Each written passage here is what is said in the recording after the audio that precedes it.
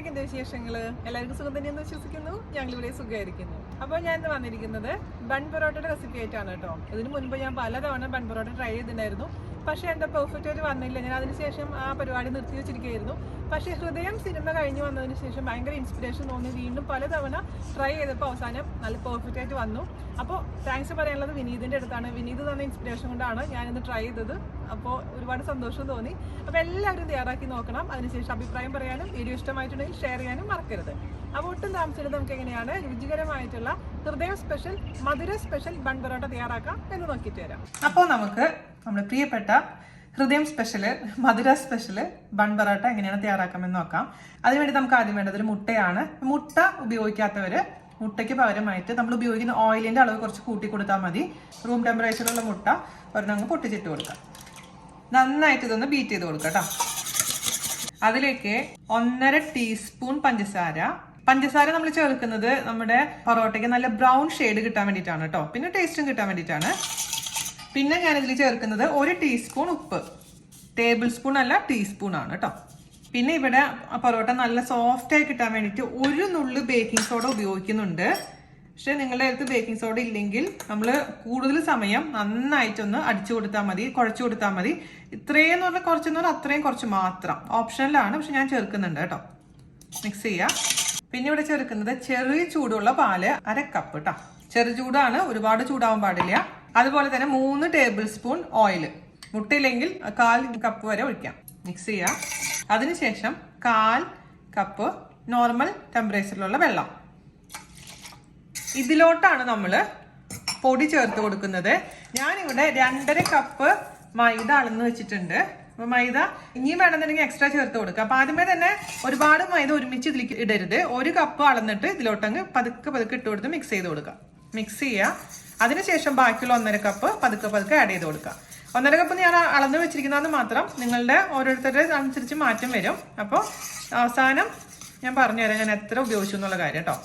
അപ്പോൾ മിക്സ് ചെയ്യാൻ വളരെ എളുപ്പമായിരിക്കും. ഇതുപോലെ വെള്ളത്തിലോട്ട് നമ്മളിത് ഇടുമ്പോൾ കേട്ടോ. വീണ്ടും കുറച്ചായിട്ട് ഇട്ട് കുഴച്ച് എടുക്കാം. അവസാനം മാത്രം കൈ ഉപയോഗിച്ചാൽ മതി. മൊത്തത്തിൽ ഇട്ട് കൊടുത്തിട്ടുണ്ട്. മിക്സ് ചെയ്ത് ഫോർക്ക് കൊണ്ട് മിക്സ് ചെയ്തതിന് ശേഷം കൈ വെച്ചിട്ട് നന്നായിട്ടൊരു 15 മിനിറ്റ് എങ്കിലും മിനിമം ഇത് മിക്സ് ചെയ്തെടുക്കണം. കയ്യിൽ കുറച്ച് ഓയിൽ തടവിയതിന് ശേഷം നന്നായിട്ട് കുഴച്ചെടുക്കുക. ഇതിലിപ്പോൾ വെള്ളം കൂടുതലാണ്, കുറച്ചും കൂടെ നമുക്ക് മൈദ ചേർക്കേണ്ടതായിട്ട് വരും. ഞാൻ എക്സ്ട്രാ 3 ടേബിൾ സ്പൂണും കൂടെ ചേർത്ത് കൊടുത്തിട്ടുണ്ട് കേട്ടോ. മൈദ കറക്റ്റ് അളവ് നമുക്ക് പറയാൻ പറ്റില്ല, ഓരോരുത്തരുടെ കപ്പ് അനുസരിച്ച് മാറ്റം വരും. അപ്പൊ നല്ല സോഫ്റ്റ് ആയിട്ട് ഇരിക്കണമെന്ന് മാത്രം നിങ്ങൾ ശ്രദ്ധിച്ചാൽ മതി. അപ്പൊ വെള്ളം കൂടിയിട്ടുണ്ടെങ്കിൽ കുറച്ച് കൂടെ മൈദ ചേർത്ത് കൊടുക്കുക. അപ്പൊ 2.5 കപ്പ് പ്ലസ് 3 ടേബിൾ സ്പൂൺ ആണ് ഈ അളവ് എന്ന് പറയുന്നത് കേട്ടോ. ഇനി നമുക്ക് നന്നായിട്ട് ഒരു 15 മിനിറ്റോളം കുഴച്ചെടുക്കണം ഈ സംഭവം. നല്ല വൃത്തിയുള്ള ഗ്രാനൈറ്റിലോ എന്താണെന്ന് വെച്ചാൽ നിങ്ങൾ ഇട്ടിട്ട് നന്നായിട്ട് അങ്ങ് കുഴച്ച് അങ്ങ് എടുക്കുക.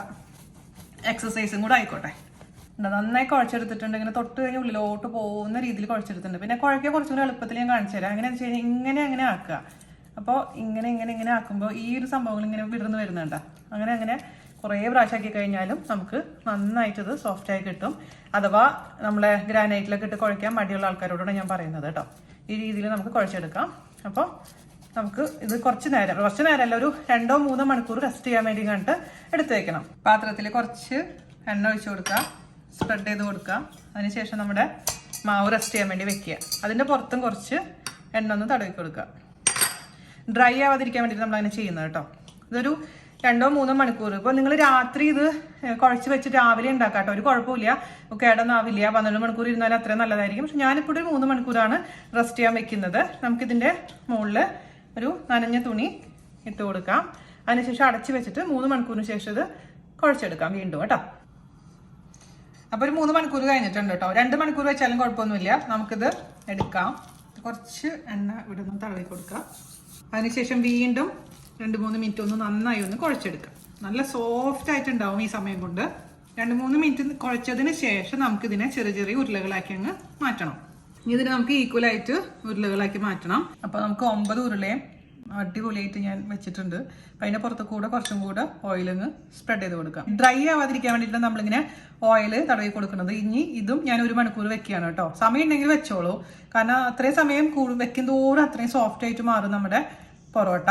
അപ്പോൾ ഇത് അടച്ച് വീണ്ടും ഞാൻ 1 മണിക്കൂറിന് വെക്കാൻ പോവാണ്. അതിനുശേഷം നമുക്ക് പരത്തിയെടുക്കാം. ഉണ്ടകളാക്കി വെച്ചിട്ട് 1 മണിക്കൂർ കഴിഞ്ഞു കേട്ടോ. നമുക്ക് ഉരുളെടുക്കുക. ബാക്കിയുള്ളത് അടച്ചു വെക്കാൻ മറക്കരുത്. എവിടെയാണോ പരത്തുന്നത് ക്ലീൻ ആയിട്ടുള്ള സർഫസിൽ കുറച്ച് ഓയിൽ ഒഴിച്ചു കൊടുക്കുക. പരത്താൻ അത്യാവശ്യം ഓയിൽ വേണം കേട്ടോ, അല്ലെങ്കിൽ എന്ത് പറ്റുന്ന വെച്ചാൽ ഇവിടെ കൊട്ടി പിടിക്കും ഇത് പരത്തി വരുമ്പോഴേ. അതുകൊണ്ട് അതെപ്പോഴും ശ്രദ്ധിക്കണം. നല്ല വൃത്തിയായിട്ടുള്ള കിച്ചൺ കൗണ്ടറിലാണ് ഞാനിത് പരത്തി എടുക്കുന്നത്. എന്നിട്ട് ആദ്യം തന്നെ കൈകൊണ്ടൊന്ന് പ്രസ് ചെയ്ത് കൊടുക്കാം. അതിനുശേഷം നമുക്ക് റോൾ ചെയ്തെടുക്കാം. അല്ലെങ്കിൽ നമ്മുടെ ആദ്യത്തെ പറാട്ട ഞാൻ കേരള പറാത്ത ചെയ്ത പോലെ കൈകൊണ്ട് തന്നെ ചെയ്യാം, കുഴപ്പമൊന്നുമില്ല. പക്ഷെ കുറച്ചും കൂടി എളുപ്പം എനിക്ക് റോൾ ചെയ്യാനാണ്. അതുകൊണ്ട് ഞാനിത് ഇവിടെ ചപ്പാത്തിയുടെ റോളർ വെച്ചിട്ട് നമുക്കൊന്ന് റോൾ ചെയ്യാൻ പോവാണ് കേട്ടോ. മാക്സിമം നമുക്ക് വലുതാക്കി അങ്ങ് പരത്താം.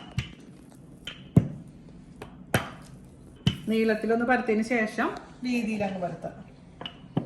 ഇപ്പം ഇച്ചിരി പരത്തുമ്പോൾ പൊട്ടിയെന്ന് വെച്ചിട്ട് പേടിക്കൊന്നും വേണ്ട, ഒരു കുഴപ്പമില്ല. നമ്മൾ പൊറോട്ട റെഡിയായി വരുമ്പോൾ സൂപ്പറായിട്ട് വന്നോളൂ. അപ്പം മാക്സിമം തിന്നായിട്ട് പരത്തിയെടുക്കാം. പൊറോട്ട അടിക്കാൻ അറിയുന്ന ആൾക്കാർക്കാണെങ്കിൽ അങ്ങനെ ചെയ്യാം കേട്ടോ. നമ്മളൊക്കെ പിന്നെ അത് ഇങ്ങനെ പരത്തി ശീലിച്ചു. ഇതാണ് എളുപ്പം. കുറച്ചും കൂടെ ഓയിൽ ഒഴിച്ച് കൊടുക്കുക, ഒന്ന് സ്പ്രെഡ് ചെയ്ത് കൊടുക്കുക. ഞാൻ മാക്സിമം ഇത് വലുതാക്കട്ടെ. ഷേപ്പൊന്നും ഒരു പ്രശ്നമല്ല കേട്ടോ. മാക്സിമം നമ്മളതങ്ങ് പരത്തിയെടുത്തിട്ടുണ്ട്. നല്ല ട്രാൻസ്പെറൻ്റ് ആവുന്ന പോലെ ഇരിക്കണം, ഇതാണ് നമ്മൾ ഉദ്ദേശിക്കുന്നത്.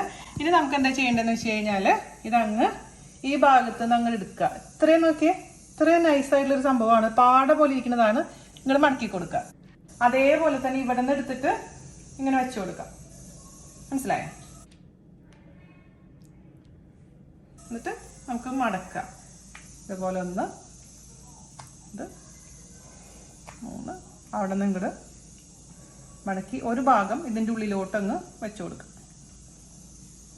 ഈ മേലത്തെ ഭാഗം താട്ടാക്കി കൊടുക്കുക. ഒരു ഷേപ്പ് ഒന്നും വേണ്ട, വെറുതെ ഇങ്ങനെ താട്ടാക്കി കൊടുത്താൽ മാത്രം മതി. ഇത്രേ ഉള്ളൂ. ഇനി നമുക്കിതൊരു 10 മിനിറ്റ് റെസ്റ്റ് ചെയ്യാൻ വെക്കാം. അതിനുശേഷം ഉണ്ടാക്കിയെടുക്കാം കേട്ടോ.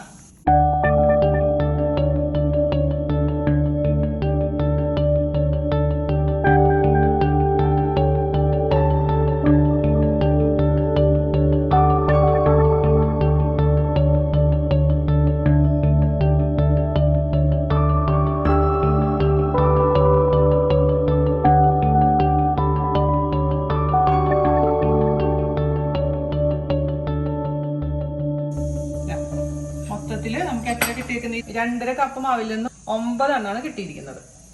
അപ്പോൾ ഇനി നമുക്ക് പൊറോട്ട ഉണ്ടാക്കാൻ തുടങ്ങാം. അതിന് വേണ്ടിയിട്ട് ഒരു തവ അടപ്പത്ത് വെക്കുക. ഒരിക്കലും ലോ ഫ്ലെയിമിൽ ഇത് ഉണ്ടാക്കാൻ പാടില്ല. കാരണം എന്താ വെച്ചാൽ ലോ ഫ്ലെയിമിൽ ഉണ്ടാക്കി കഴിഞ്ഞാൽ ഒരുപാട് എണ്ണ കുടിക്കും, പക്ഷേ നന്നായിട്ട് വരില്ല, ക്രിസ്പി ആയിട്ട് വരില്ല. അതുകൊണ്ട് മീഡിയം ഫ്ലെയിമിലാണ് നമുക്കിത് കുക്ക് ചെയ്തെടുക്കേണ്ടത് കേട്ടോ. അപ്പോൾ അത്യാവശ്യം എണ്ണ വേണം, അല്ലെങ്കിൽ ഉള്ളിലോട്ട് കുക്കാവില്ല. ഞാൻ പല പ്രാവശ്യം വളരെ കുറച്ച് എണ്ണ ഉപയോഗിച്ച് ട്രൈ ചെയ്തപ്പോഴും അത് ശരിയായി വന്നില്ല. അതുകൊണ്ടാണ് പ്രത്യേകിച്ച് എടുത്ത് പറയുന്നത്. അപ്പോൾ ഈ സംഭവം ഉണ്ടാക്കുമ്പോൾ ഒരു അല്പം എണ്ണ ഉപയോഗിക്കാൻ തയ്യാറാണെങ്കിൽ മാത്രം ഉണ്ടാക്കിയാൽ മതി, അല്ലെങ്കിൽ സക്സസ് ആവില്ല. അപ്പോൾ നമുക്ക് ഇതിലോട്ട് കുറച്ച് ഓയിൽ ഒഴിച്ച് കൊടുക്കാം. ഞാനിവിടെ സൺഫ്ലവർ ഓയിലാണ് ഉപയോഗിക്കുന്നത് കേട്ടോ, അല്ലെങ്കിൽ കടലെണ്ണ ഉപയോഗിക്കാം, അതായത് പീനട്ട് ഓയിൽ. ഒന്ന് സ്പ്രെഡ് ചെയ്ത് കൊടുക്കാം. സൈഡിൽ കുറച്ച് ഓയിൽ ഇങ്ങനെ ഒഴിച്ചു കൊടുക്കണം. അതായത് ആ അറ്റുണ്ടല്ലോ, ബൺ പൊറോട്ട ഉണ്ടാക്കി കഴിഞ്ഞാൽ സൈഡ് ഇതിലോട്ടൊന്ന് ആക്കണമെങ്കിൽ മാത്രമേ സൈഡും കുക്കാവുള്ളൂ. കാരണം അല്ലെങ്കിൽ ഫ്രണ്ടും ബാക്കും മാത്രം കുക്കാവും, ഉള്ളിൽ കുക്കാവില്ല. അപ്പോൾ പിന്നെ നമുക്ക് കഴിക്കാൻ പറ്റില്ല. അതുകൊണ്ടാണ് എടുത്തെടുത്ത് പറയുന്നത് കേട്ടോ. അപ്പോൾ ഇതൊന്ന് ചൂടായി കഴിഞ്ഞാൽ നമുക്ക് ബൺ പൊറോട്ട വെച്ചു കൊടുക്കാം.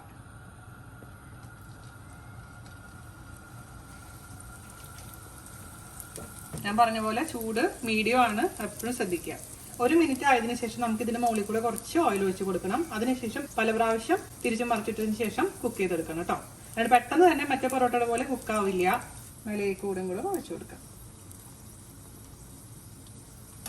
ഇങ്ങനെ വീർത്ത് വരും. ബൺ പൊറോട്ട എന്ന് പറഞ്ഞാൽ തന്നെ ശരിക്കും നമ്മൾ സ്ട്രീറ്റിൽ ഉണ്ടാക്കുന്ന ഇതിനേക്കാളും വലിപ്പുണ്ടാവും കേട്ടോ. വീട്ടിൽ ചെയ്യുന്നതിന് ഒരു പരിമിതി ഉണ്ട്.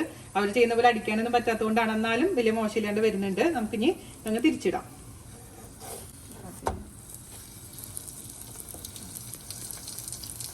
ഇത് ബണ്ണ് പോലെ ഇങ്ങനെ വീർത്ത് വരുന്നുണ്ടോ.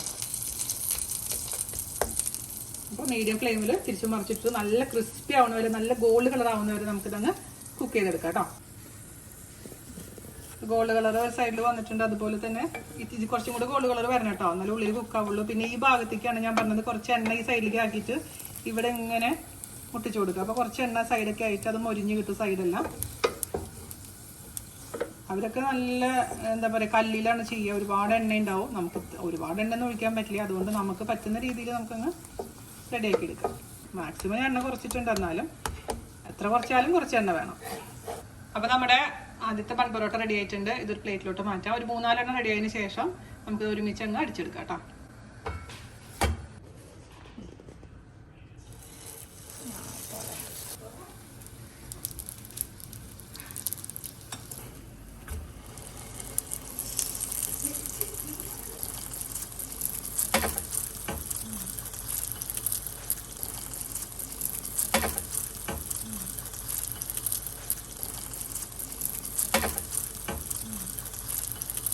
അങ്ങനെ നമ്മുടെ അവസാനത്തെ ബൺ പൊറോട്ട റെഡി ആയിട്ടുണ്ട്. നമുക്ക് ഇനി ഇത് അടിച്ചെടുക്കാം. അപ്പോൾ നമുക്ക് ഒന്ന് അടിച്ചാലോ? പൊറോട്ട അടിക്കാൻ എനിക്ക് വലിയ ശീലങ്ങളൊന്നുമില്ല. പണ്ട് കേരള പൊറോട്ട വീഡിയോ എടുത്തപ്പോൾ ചേട്ടനാണ് അടിച്ചു തന്നിട്ടുണ്ടായിരുന്നു. അപ്പോൾ ചേട്ടൻ ഓഫീസിൽ നിന്ന് വന്നിട്ടില്ലാത്തതുകൊണ്ട് ഞാനത് ഏറ്റെടുക്കുന്നു. അപ്പോൾ നമുക്ക് അടിക്കാം. ആക്കിയിട്ട്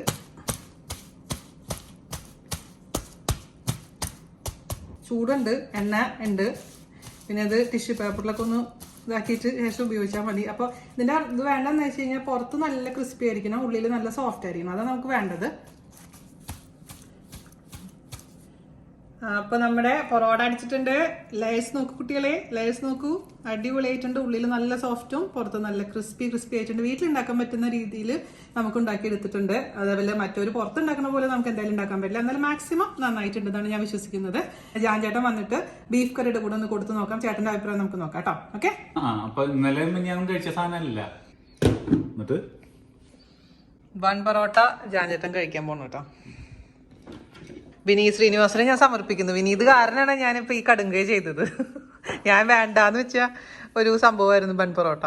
കുറേ പരിശ്രമങ്ങൾക്കൊടുവിൽ അങ്ങനെ അവസാനം ആ സിനിമ കണ്ടു കഴിഞ്ഞ് വന്നപ്പോൾ എന്തായാലും എനിക്ക് ചെയ്തേ പറ്റും എന്നുള്ള ഒരു ഫീൽ വന്നു. അപ്പോൾ അതായിരുന്നു ഉണ്ടാക്കിയതാ. വിനീതനെ കഴിക്കാൻ വിളിക്കണ്ടേ?